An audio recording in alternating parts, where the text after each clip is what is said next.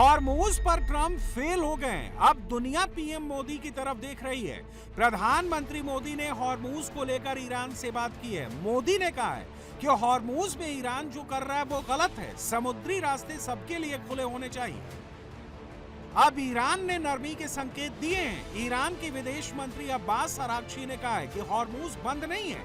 जो देश ईरान से बात कर रहे हैं उनके तेल जहाजों को जाने दिया जा रहा है। ईरान ने जापान के तेल जहाजों को भी रास्ता देने की बात कही है। ईरान अमेरिका के किसी भी मित्र देश के तेल जहाज को हॉर्मूज से निकलने नहीं देगा। अगर किसी ने आगे बढ़ने की कोशिश की तो उसे समंदर में ही फूंक देगा।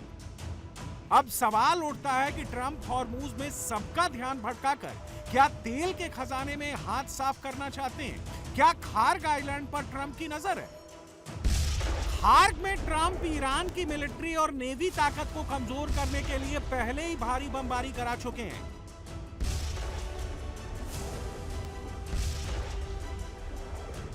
ट्रंप अब वहां ग्राउंड ऑपरेशन कर कब्जा जमाना चाहते हैं। इसके लिए बड़ी तादाद में नेवी फोर्स के जवान भेजे जा रहे हैं।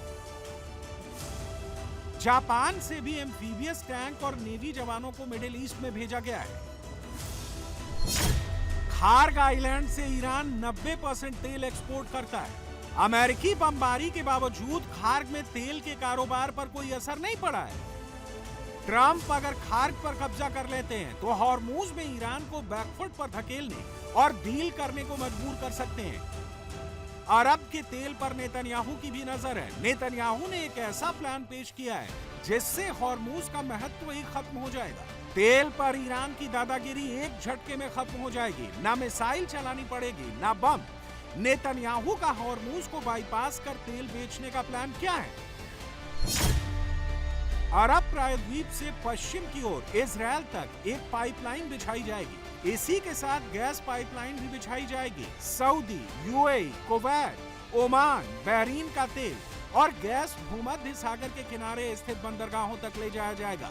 फिर वहां से भूमध्य सागर के रास्ते अलग अलग देशों में भेजा जाएगा। तेल और गैस से लदे जहाजों को हॉर्मूज तक जाना ही नहीं पड़ेगा। मेरे विचार से कुछ ऐसा करना चाहिए। वैकल्पिक रूट खोजने चाहिए। स्ट्रेट ऑफ हॉर्मूज और बाब अल मंडेब स्ट्रेट जैसे चौक पॉइंट को बाईपास करना चाहिए। अरब प्रायद्वीप से तेल पाइपलाइन और गैस पाइपलाइन डाली जानी चाहिए जो इजराइल की तरफ से जाएं, भूमध्य सागर के बंदरगाहों की तरफ जाएं। इससे दोनों चौक पॉइंट हमेशा के लिए खत्म हो जाएंगे। यह निश्चित तौर पर संभव है। मेरा मानना है कि इस युद्ध के बाद यही असली बदलाव होने जा रहा है। युद्ध के बीच ट्रंप ने एक और हैरानी भरा फैसला करते हुए ईरान के तेल से सैंक्शंस हटा लिए हैं। इससे ईरान को अब ग्रे मार्केट में तेल नहीं बेचना पड़ेगा। अब उसे बाजार भाव पर पैसे मिलेंगे। इससे ईरान का खजाना भरेगा। मगर यह गणित इतना सिंपल भी नहीं है। ईरान अब चीन को सस्ता तेल बेचने की बजाय बाजार भाव पर उसे ही तेल बेचेगा जो मुंह मांगी कीमत देगा। भारत, जापान, मलेशिया जैसे देशों को आसानी से कच्चा तेल मिल सकेगा। इससे तेल की कीमतों को स्थिर रखने में मदद मिल सकेगी। अब बड़ा सवाल मुज्तबा की मिस्ट्री को लेकर है। ईद के दिन आमतौर पर सुप्रीम लीडर जनता के बीच आते हैं। मुज्तबा नहीं आए। नौरोज पर ईरानी लीडर जनता को संदेश देते हैं। मुज्तबा नहीं आए। इसलिए मुज्तबा के जिंदा होने पर सस्पेंस और गहराता जा रहा है। खुफिया एजेंसियों के मुताबिक मुज्तबा जिंदा हैं। उन्हें इजराइल की एयर स्ट्राइक में गंभीर चोटें लगी हैं। वो इस हालत में नहीं है कि सार्वजनिक जगहों पर आकर जनता के नाम संदेश दे सके। एक और बात कही जा रही है, इजरायली हमलों के डर से मुज्तबा बाहर नहीं आ रहे। वो इजरायली हमले में जख्मी हो गए हैं। उनका इलाज चल रहा है।